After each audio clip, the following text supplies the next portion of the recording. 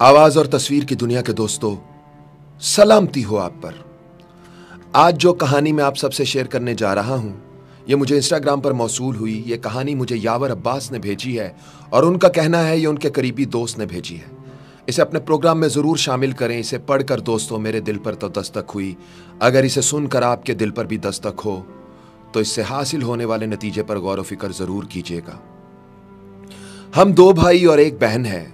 वालिद साहब वफात पा चुके हैं, जबकि वालिदा हम भाइयों के साथ रहती हैं। बहन की शादी को 6 साल हो चुके हैं। इन 6 सालों में मैं कभी अपनी बहन से मिलने उसके घर नहीं गया। ईद शब बारात के मौका पर भी नहीं। सिर्फ माँ ही कभी कभार उससे मिलने जाती है।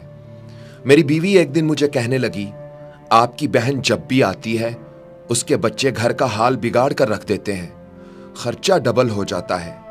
और तुम्हारी माँ हमसे छुपकर कभी उसको साबुन देती है, कभी कपड़े और कभी सर्फ के डब्बे और कभी तो चावल का थैला भर देती है। अपनी माँ से कहो ये हमारा घर है, कोई खैरात सेंटर नहीं है। ये सब सुनकर मुझे बहुत गुस्सा आया, क्योंकि मैं मुश्किल से घर का खर्च पूरा कर रहा था और माँ सब कुछ उठाकर बहन को दे देती थी।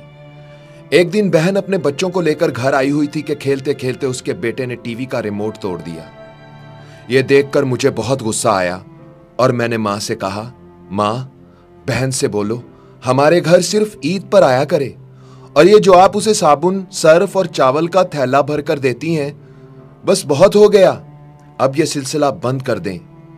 यह सब सुनकर मेरी माँ चुप रही, लेकिन मेरी बहन ने मेरी ये सारी बातें सुन ली, लेकिन उसने ऐसे जाहिर किया जैसे उसने कुछ नहीं सुना।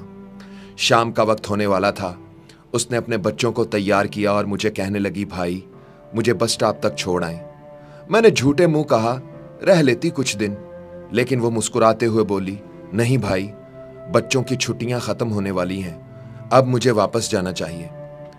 फिर जब हम दोनों भाइयों में जमीन का बंटवारा हो रहा था तो मैंने साफ इनकार कर दिया कि मैं अपनी जमीन से बहन को हिस्सा नहीं दूंगा। बहन सामने बैठी थी लेकिन वो खामोश रही। मेरी मां ने कहा, बेटी का भी हक बनता है, लेकिन मैंने गाली देकर कहा, कुछ भी हो जाए मैं बहन को हिस्सा नहीं दूंगा। ये सब देखकर मेरी बीवी भी मेरी बहन को बुरा भला कहने लगी, मगर वो बेचारी खामोश रही। कुछ वक्त के बाद मेरा बड़ा भाई अलहदा हो गया और मां भी उसके साथ उसके घर चली गई। मेरी बीवी और मैं दोनों बहुत खुश थे, मगर हमारी ये खुशी ज्यादा देर तक कायम न रही और मेरे बेटे को टीबी हो गई। मेरे पास जो कुछ था मैंने उसके इलाज पर लगा दिया। 1 लाख का कर्ज भी सर पर चढ़ गया। भूख सर पर थी। मैं बहुत परेशान था। कमरे में अकेला बैठा था, शायद अपने हालात पर रो रहा था कि उसी वक्त मेरी बहन घर आ गई।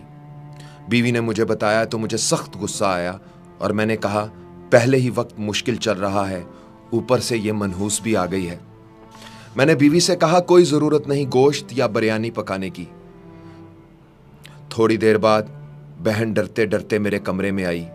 मैंने नागवारी से उसकी तरफ देखा, मगर वो आगे बढ़ी और प्यार से मेरे सर पर हाथ फेरा और बोली, वीरे मैं तेरी बड़ी बहन हूं, तुम तो मेरी गोद में खेलते रहे हो, मगर अब देखो तो जरा, मुझसे भी बड़े लगते हो। फिर मेरे करीब बैठकर उसने अपने पर्स से सोने के कंगन निकाले और मेरे हाथ पर रख दिए। आहिस्ता से बोली, वीरे तू क्यों परेशान होता है, तेरी बहन अभी जिंदा है। बच्चे स्कूल गए हुए थे तो मैंने सोचा जल्दी जल्दी से मैं अपने भाई से मिलाऊं। भाई ये कंगन बेच दो, अपना खर्च चलाओ और बेटे का इलाज करवाओ। फिर वो आहिस्ता से बोली, भाई तुझे कसम लगे किसी को मत बताना कंगन के बारे में। फिर उसने मेरा माथा चूमा और 1000 रुपये मेरे हाथ में थमा दिए। मैंने देखा वो 100 50 के नोट थे। शायद वो मेरी बहन की कुल जमा पूंजी थी।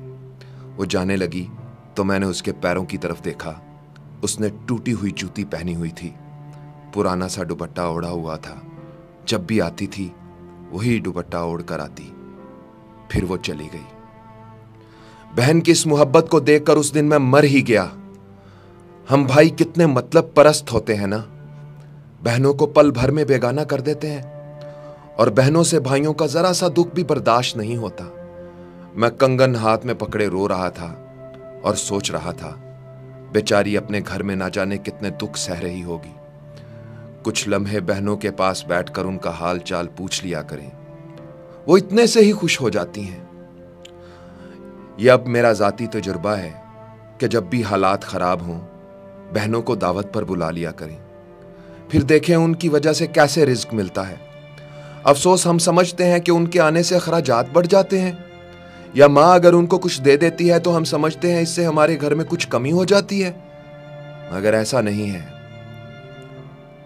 जब तक हम बहनों पर मेहरबान रहते हैं कुदरत हम पर मेहरबान रहती है, और जब हम बहनों से शफकत का हाथ उठा लेते हैं कुदरत हमसे अपना हाथ उठा लेती है। उजैर भाई, इस कहानी को अपने प्रोग्राम में जरूर शामिल करना। लाखों लोग आपकी आवाज और बात सुनते हैं, वो जरूर इसे अपनी जिंदगी का हिस्सा बनाएंगे। आवाज और तस्वीर की दुनिया के दोस्तों, इस कहानी ने अगर आपके भी दिल पर दस्तक दी है तो इसे पाकिस्तान के कोने कोने में और पूरी दुनिया में पहुंचा दें। और अगर आप भी अपनी कहानी मुझसे शेयर करना चाहते हैं तो मुझे इंस्टाग्राम पर फॉलो करके मैसेज करें। मेरी इंस्टाग्राम आईडी है UzairRashid103, UZAIRRASHID103। इंस्टाग्राम पर आपके हर मैसेज का जवाब मैं खुद देता हूं।